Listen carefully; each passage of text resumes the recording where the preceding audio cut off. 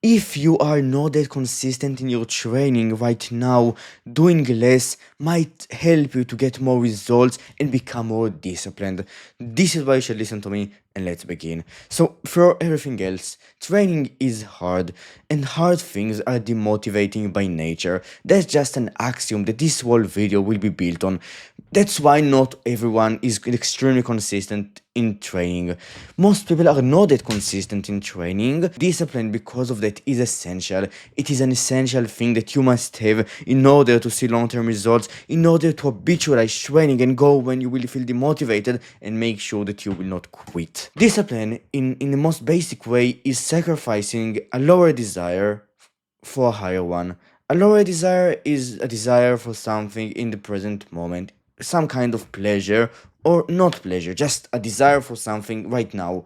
A higher desire is a desire that is usually better, more rewarding, but long term, and it takes consistent effort right now that does not pay off right now, it pays off long term. It's a difference between delayed gratification and instant gratification. Training has the higher desire of both having a better health long term and developing a muscular and pretty attractive body. The reality of trade-offs.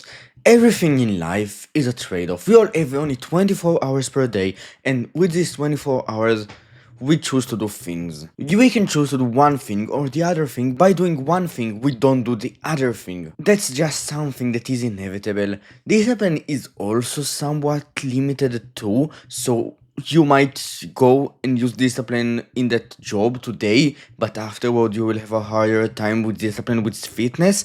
But the thing about it is that it can be developed, and if you really think about it, there were slaves thousands of years ago. It's not a good example, not a very good one, but they worked 12 hours per day. So the limit of discipline is probably higher than we might think. There are people like David Goggins, right?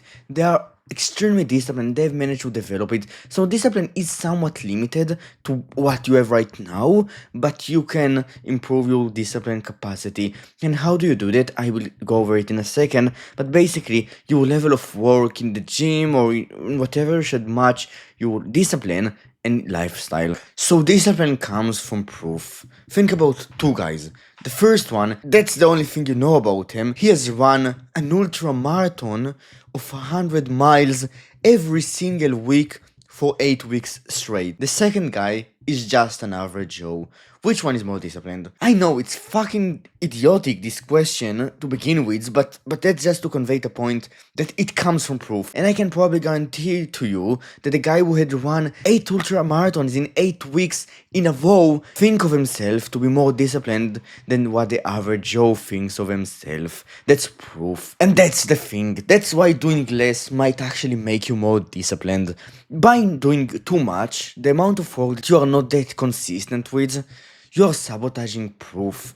You basically consistently prove to yourself, oh, I'm not that disciplined. When it's time to go to that workout and you don't go to it, that's the kind of proof that you deliver to your mind. You can't really run away from it. You see it, you experience it, it's what you did. And that thing, skipping your workout, building this mentality and just proving to yourself that you're not disciplined, it's the thing that makes it harder for you in some way to be disciplined. So let me explain momentum really fast. We tend to repeat the behavior that we've done in the past. When you are the kind of guy that has been not that consistent with his training, you tend to repeat this behavior and stay not that consistent with your training.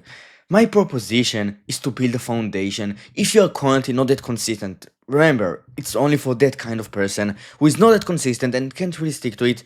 I want you to just do a hard reset. You should not take these words at face value. You can do whatever you want to and whatever matches your lifestyle. A hard reset is basically finding the kind of work that you can do, that you think that you can do for certainty, that you are willing to go and do each time that you will need to. For example, instead of training 4 times per week, training twice per week and doing a full body workout instead of an upper lower one, or just training every day but doing it for 10 minutes, building that foundation of consistency. literally building that consistency, that foundation, that identity, that you are that consistent guy who consistently goes to his workouts and doesn't skip them. And on top of that, to build the building to build even more work and the kind of work that you actually want to do. For how much time should you be on that hard reset stage for? Until you basically are consistent, until you go to your workouts and you've been doing it for a week or two. That's when you know you can start to increase the amount of work you do.